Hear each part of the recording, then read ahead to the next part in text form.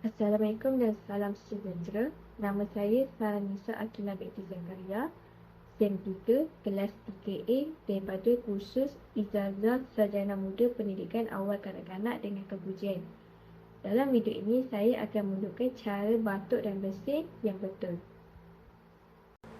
Sekarang, kita telah maklum bahawa penularan penyakit-penyakit dalam kalangan orang dewasa dan kanak-kanak seperti influenza, HFMD, sesama atau batuk kokol.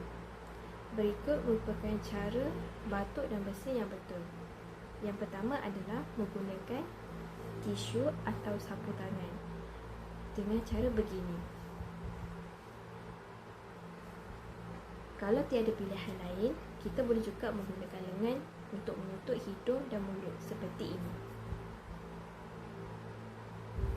Yang ketiga, pastikan semasa kita batuk dan bersin tu tidak berdekatan dengan orang lain.